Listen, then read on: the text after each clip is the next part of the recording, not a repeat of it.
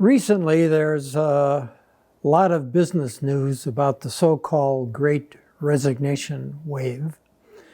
People are reporting in all of the business press of a larger number of people who are resigning and changing jobs. I'd like to field strip that event a bit and take a look at some of the details behind that. Throughout my entire career, there have been study after study done of people's satisfaction at work.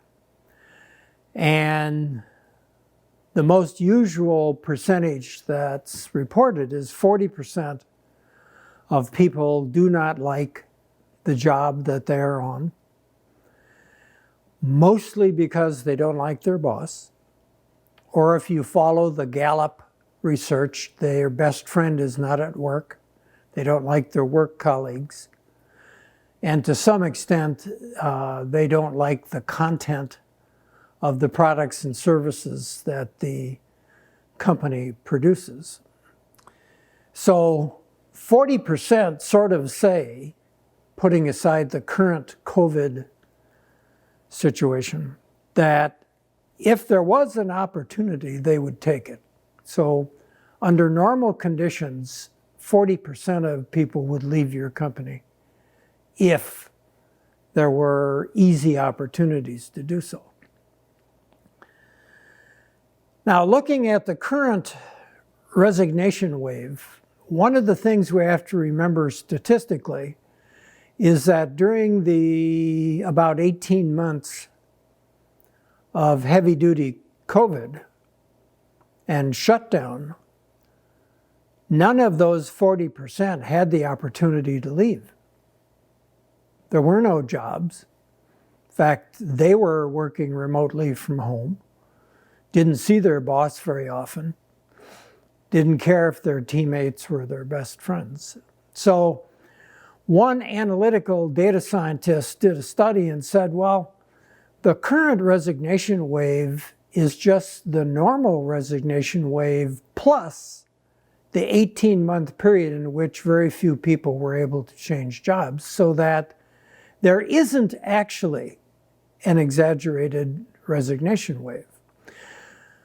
Putting that aside, we've seen the impact of remote work, and some portion, and it looks to be about 33% of the working population, would prefer to stay in a remote work mode and would like to work from home. That's not going to happen. And so some portion of the resignation wave is that 33%, heavily habituated by high-tech people who have jobs that are more conducive to remote work, are joining companies that have announced that they're going to maintain the remote work format. The second thing that's happening is that we have high number of jobs in the millions available, and people are not taking them. So when the 40% told us before COVID that if they had an easy opportunity, they would take it, well, guess what? There are now easy opportunities. Every company and every pizza place and every bus company is looking for people all up and down the levels of organizations, and recruiters are having trouble finding people.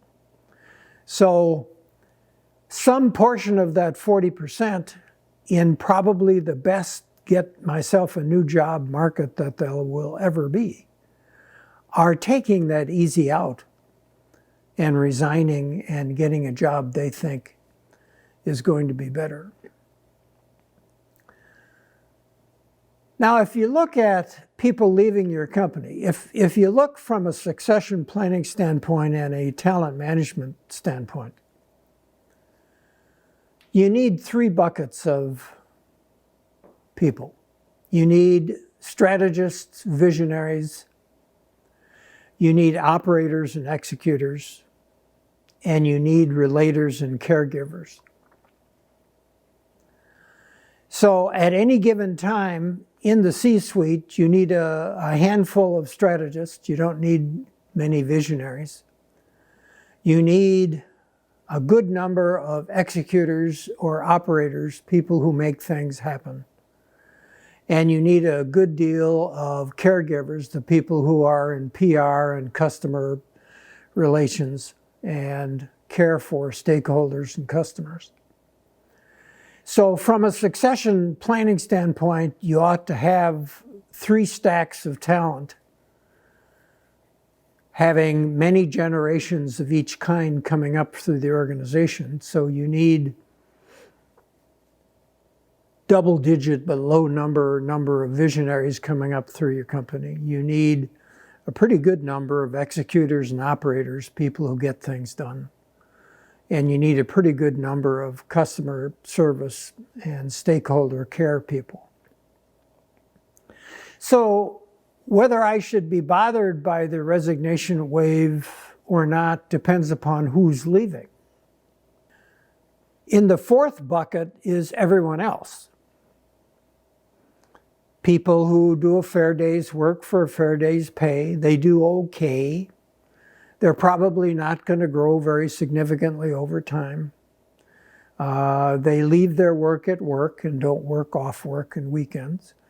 They're not aspirational. They have no larger career goals in mind. They're people. They're B players, as they're called in the literature, and you need a lot of them to run a company. So from a data analytics standpoint, you have to take a look at the people who are leaving. If bucket 4, the okay people and maybe some marginal people are leaving, while that's inconvenient, it is not catastrophic.